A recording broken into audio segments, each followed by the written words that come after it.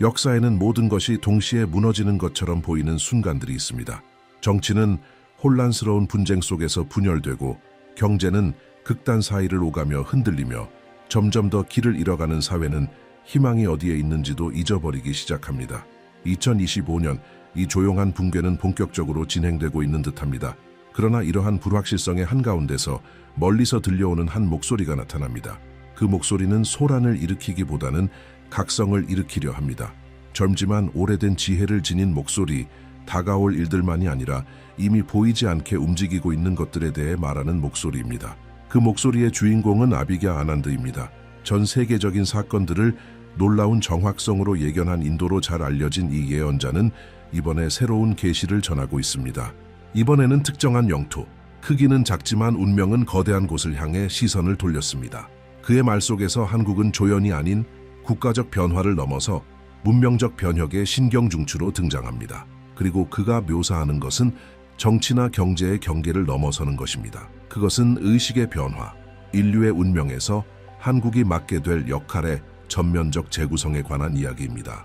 그리고 가장 충격적인 점은 그의 말에 따르면 이 과정은 이미 시작되었다는 것입니다. 새로운 순환은 위대한 지도자들의 힘에 의해 열리는 것이 아니라 무엇보다도 그 반대자들의 실패에 의해 열릴 것입니다.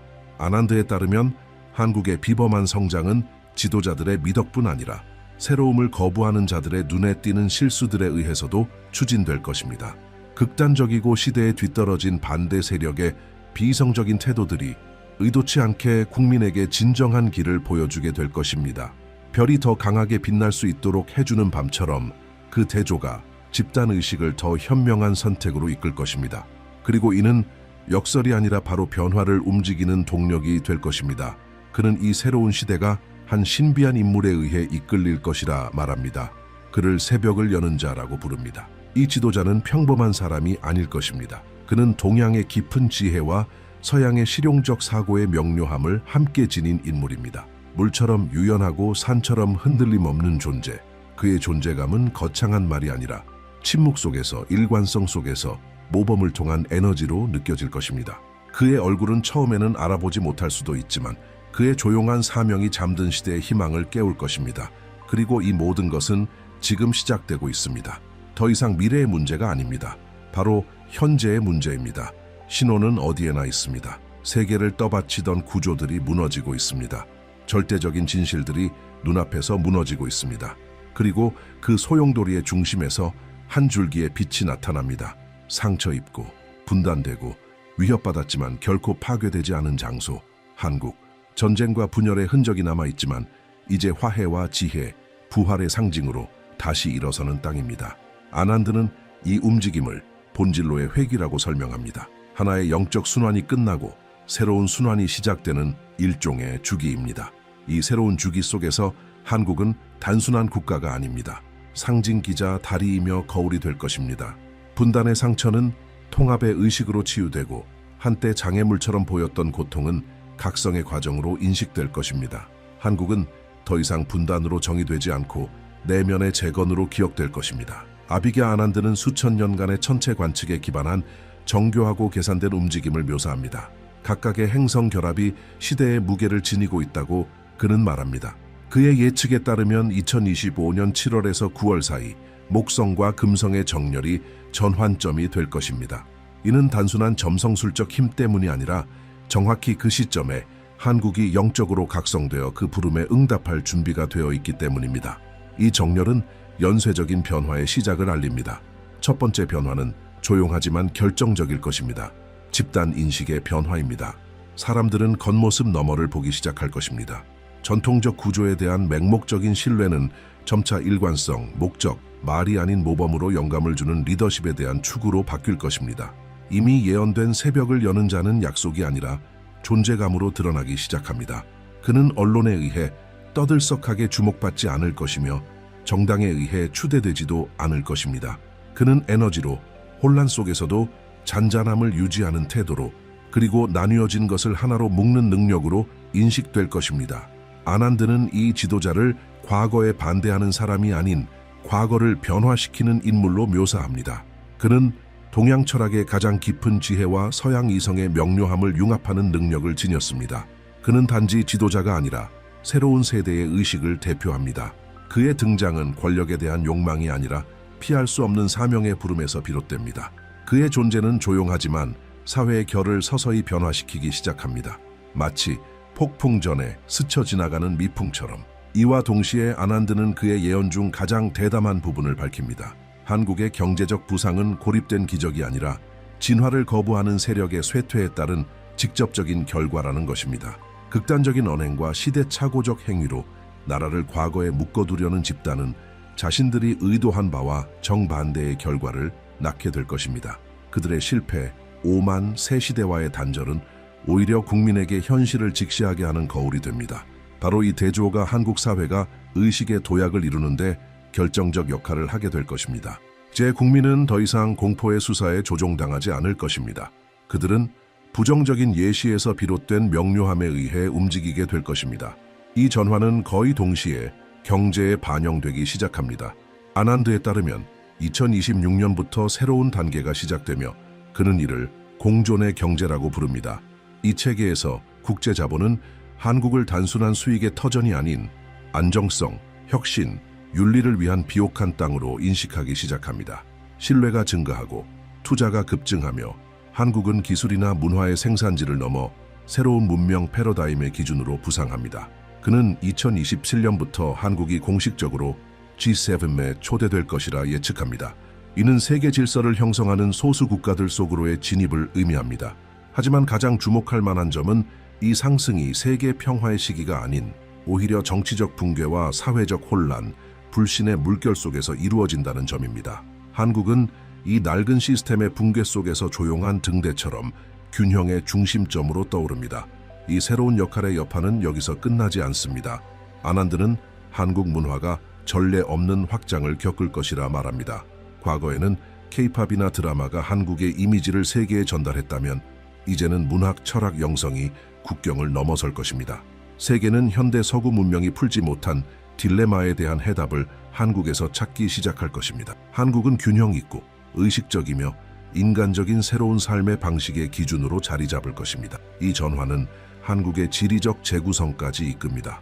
아난드는 새로운 수도가 등장할 것이라고 말합니다. 이는 단지 지리적 기준이 아니라 상징성을 바탕으로 선택될 것입니다. 현재의 수도는 역사적이지만 여전히 분단과 단절의 기억을 짊어지고 있습니다.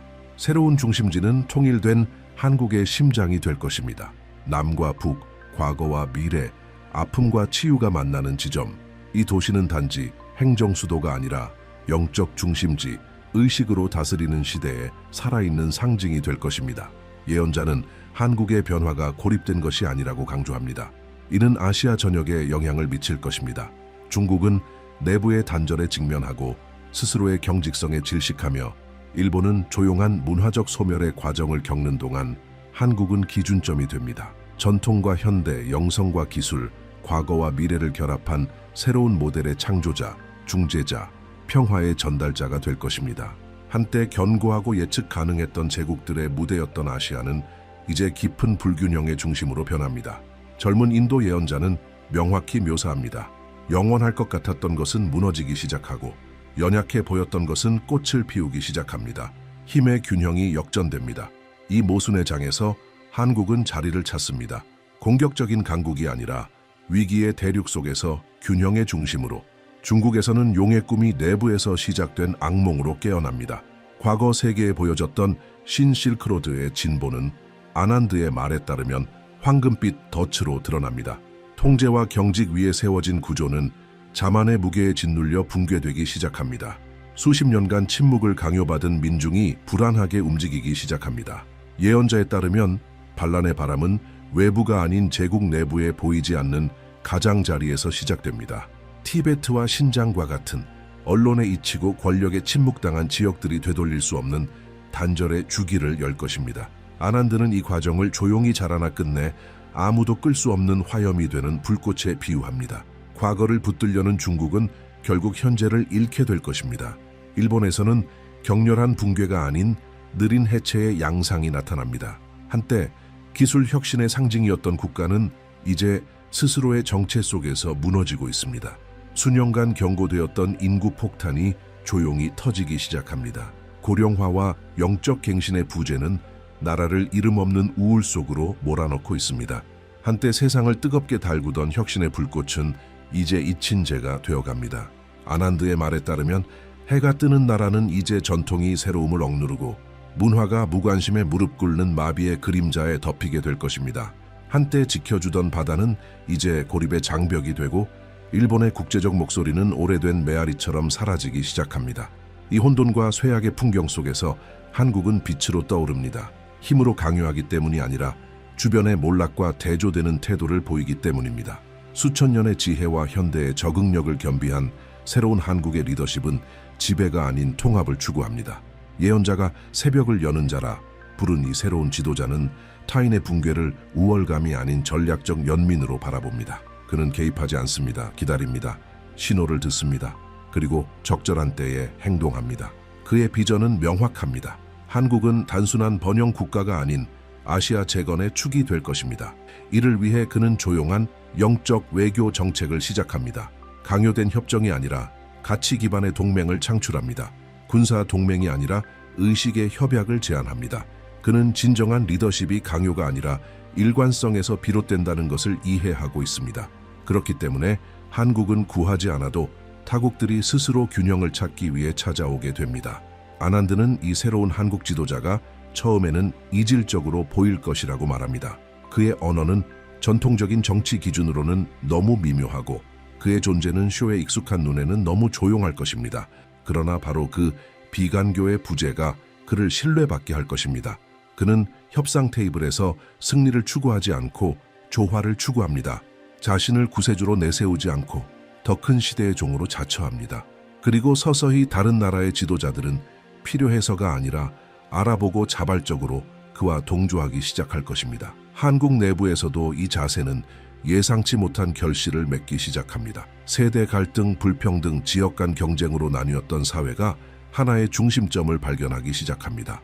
그것은 이념의 강요가 아니라 위에서부터 오는 영감 덕분입니다. 위에서 보여지는 본보기가 아래에서 꽃을 피우기 시작합니다. 아시아의 강대국들이 무너지는 동시에 한국은 영적 뿌리에서 힘을 찾습니다. 아난드는 이를 민족 정신의 부활이라 표현합니다. 이는 어떤 정치 전략을 초월하는 것으로 오래된 것에 대한 피로와 진실한 무언가에 대한 갈망에서 태어난 각성입니다. 한편 국제 포럼에서는 한국의 태도가 점점 두드러지기 시작합니다. 지혜로운 중립성과 도덕적 확고함이 결합되어 한국은 과거에는 대립하던 진영 사이를 연결하는 다리로 변모합니다. 예언에 따르면 세계가 새로운 세계대전의 그림자 속으로 빠져들 때 희망의 실을 붙잡고 있는 것은 한국일 것입니다. 무기로가 아니라 중재로, 힘이 아니라 지혜로 아난드는 여기서 멈추지 않습니다. 그는 한국이 아시아의 붕괴 속에서 부상하는 것이 특권이 아니라 사명이라고 단언합니다. 그리고 이 사명은 책임을 요구합니다. 새로운 지도자는 과거 제국들의 실수를 반복할 수 없음을 깨달을 것입니다. 그는 팽창이나 패권을 추구하지 않을 것입니다. 그는 21세기의 진정한 리더십이 영적인 것임을 이해하게 될 것입니다. 그래서 그는 문화의 뿌리에 굳건히 발을 디디고 동시에 하늘을 바라보게 될 것입니다. 모든 것이 이미 드러난 것 같을 때 아비게 아난드는 더 깊은 베일이 아직 남아있음을 보여줍니다. 그가 한국에 대해 밝힌 내용은 단지 경제 성장이나 외교적 영향력, 사회적 진화에 그치지 않습니다. 그에 따르면 진정한 변화의 절정은 한반도의 완전한 통일과 함께 올 것입니다. 그것은 관료실에서 서명된 정치적 합의로도 전략적 이익에 따른 강제 병합으로도 이루어지지 않습니다. 그것은 인간의 논리를 초월하는 보이지 않는 힘에 의해 인도되는 피할 수 없는 융합이 될 것입니다. 조약을 넘어서며 영혼에 도달하는 통일입니다. 예언자는 이 순간을 수십 년의 분단 끝의 말이 아닌 눈빛으로 서로를 알아보는 형제들의 조용한 융합으로 묘사합니다. 그는 이 재회의 첫 씨앗이 2026년 초에 예정된 거의 예측 불가능하지만 반드시 일어날 운명적인 사건에서 뿌려질 것이라고 말합니다. 이는 외부의 압력이 아니라 내부로부터의 충동에 의해 북한의 경직을 깰 것입니다. 마치 민족의 영혼 자체가 세대를 건너 잠에서 깨어나는 것처럼 이 개방은 점진적이지만 되돌릴 수 없는 흐름이 될 것입니다. 위협이 아니라 희망이 그 동력이 될 것입니다. 이 희망은 자라나며 2027년에는 가시적인 힘으로 변하게 됩니다. 아난드는 북한이 변화된다고 말합니다. 강요가 아닌 통합에 대한 욕망으로 이념적 장벽들이 무너지기 시작하고 함께 오래된 두려움들도 사라집니다. 이 과정이 2030년대 초의 절정에 이르면 통일은 더 이상 가능한 일이 아니라 필연적인 일이 됩니다. 자연스러운 흐름, 시간과 운명의 응답이 될 것입니다. 새로운 한국은 그리하여 새롭게 뛰는 심장을 가지게 될 것입니다. 그리고 그 심장은 더 이상 서울에 있지 않을 것입니다. 서울은 역사적으로 풍부하지만 분단의 상처를 여전히 간직하고 있기 때문입니다. 아난드에 따르면 새로운 수도가 탄생할 것입니다. 그것은 단지 지리적 위치의 변화가 아니라 진동의 변화입니다. 북과 남의 균형 위에 세워진 상처가 더 이상 비명을 지르지 않고 조용히 치유되는 땅 위의 도시. 이 도시는 단지 행정의 중심이 아니라 새로운 가치들의 거울이 될 것입니다. 화해와 지혜, 공동의 목적을 상징하는 공간입니다. 그곳에서 새벽을 여는 자라 불리는 새로운 지도자는 단지 한 국가를 이끄는 것이 아니라 하나의 이상을 이끌 것입니다. 그의 존재는 법령이나 선전이 아니라 극단을 조화시키는 능력으로 기억될 것입니다. 그는 오래된 것과 새로운 것, 고통과 치유, 보이는 것과 보이지 않는 것 사이의 연결고리가 될 것입니다. 그의 가장 큰 유산은 권력이 아니라 민족 전체의 영혼을 고양시킨 일로 남게 될 것입니다. 이제 통일된 새로운 한국은 더욱 강한 숨결로 살아나기 시작합니다. 그리고 그와 함께 아난드가 밝힌 가장 대담한 계시가 등장합니다. 바로 역사적 영토의 회복입니다. 한때 고구려와 발해 같은 왕국의 일부였던 잃어버린 땅들이 그 뿌리를 지닌 민족에게로 다시 움직이기 시작합니다. 그것은 정복이 아니라 예언자가 순환의 귀환이라 부른 힘의 재배열에 따른 것입니다. 간도 지역과 만주의 넓은 평야, 피와 역사가 새겨진 그 땅들은 영혼의 지도로 다시 한 민족에게 돌아옵니다. 전리품이 아닌 오랜 분리 끝에 다시 하나 된 몸의 자연스러운 확장으로 이 시점에서 세계는 마침내 숨겨졌던 진실을 보기 시작합니다. 한국은 더 이상 단지 극복의 상징이 아니라 방향을 제시하는 나침반으로 여겨집니다. 전쟁과 분단, 위협을 견뎌낸 이 나라는 이제 치유와 재건, 균형의 기준이 됩니다. 그리고 세계의 시선이 한국을 향할 때 그들은 더 이상 기술이나 음악, 혁신만을 바라보지 않습니다. 그들은 지혜를 찾습니다. 의미를 찾습니다. 정신과 물질이 조화롭게 공존하는 사회 모델을 찾습니다. 한편 세계는 그 어느 때보다 깊은 어둠 속으로 빠져들기 시작합니다.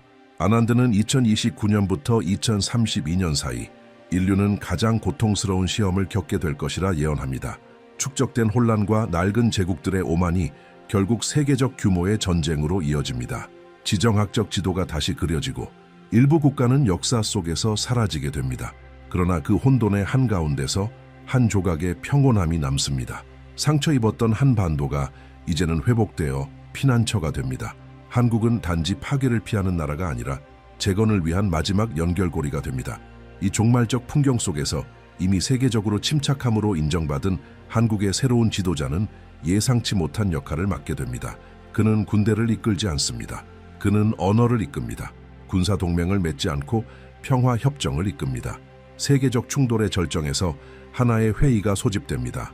바로 한국 땅에서 지친 지도자들, 무너진 국가들, 상처받은 사회들이 모이는 만남의 지점, 바로 그 새로운 수도에서 통일의 상징인 그곳에서 새로운 세계 협약이 탄생하게 됩니다. 아난드는 이 회의를 시간의 재시작이라 부릅니다.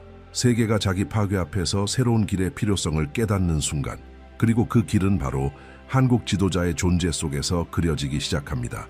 약속이 아닌 보편적 가치에 근거한 실질적 결정들, 존중, 균형, 연민, 목적. 그러나 한국은 우연히 이 역할을 맡게 된 것이 아닙니다. 예언자에 따르면 이는 자격으로 얻은 자리입니다. 분단을 견디며도 영혼을 잃지 않았고 고통을 겪으며도 믿음을 잃지 않았으며 어둠 속에서도 빛을 지켜낸 덕분입니다. 공동체 정신과 연대의 전통을 간직한 한국 민족은 마침내 국가의 진정한 보물로 드러납니다. 그것은 땅도 자원도 아닌 기다릴 줄 알고 견딜 줄 알고 마침내 길을 인도할 줄 아는 민족의 영혼입니다. 그리고 바로 여기서 모든 것이 명확히 드러납니다. 이 예언은 단순한 경고가 아니었습니다. 그것은 부름이었습니다. 아무리 작은 나라라도 깨어있는 영혼과 함께 걸을 때 가장 위대한 나라가 될 수 있다는 상기. 아무리 분열된 민족이라도 희망을 유지하면 하나로 합쳐질 수 있다는 상기. 종말 속에서도 시작은 태어날 수 있다는 상기. 그리고 그 시작은 이름을 가집니다. 얼굴을 가집니다. 길을 가집니다. 그것은 아무도 기대하지 않았던 곳에서 태어납니다. 그것은 영원히 견뎌낸 그곳에서, 한국에서 태어납니다. 세계는 깊은 정화의 순환으로 들어가게 됩니다. 강대국들은 외부의 적이 아니라 내부의 모순으로 인해 무너지게 됩니다. 아난드가 예언한 전쟁은 필요한 폭풍처럼 지구를 휩쓸 것입니다. 그러나 천둥 속에서도 한 목소리가 또렷하게 울려 퍼질 것입니다. 가장 크지는 않지만 가장 명료한 목소리. 왜냐하면 명료함은 소리의 크기에서 오는 것이 아니라 진실에서 오기 때문입니다. 그 목소리는 한국의 것입니다. 고대의 것입니다. 동시에 새로운 것입니다. 그림자 속에서도 살아남아 빛의 길을 가르치는 민족의 목소리. 끝을 본 것이 아니라 다시 시작할 줄 아는 민족의 목소리입니다. 그리고 모든 것이 지나가고 옛 세계의 재가 마침내 가라앉고 지친 인류가 새로운 방향을 찾기 시작할 때 그 해답은 더 이상 거대한 제국들로부터 오지 않을 것입니다. 오히려 오랫동안 작게 여겨졌던 땅, 그러나 영적으로는 이미 거대했던 땅에서 오게 될 것입니다. 그때 한국은 새로운 원의 중심이 됩니다. 단지 지리적 중심이 아니라 에너지적 중심, 지구의 정신을 위한 새로운 축이 됩니다. 그리고 사실 이것은 언제나 쓰여 있었던 운명이었습니다.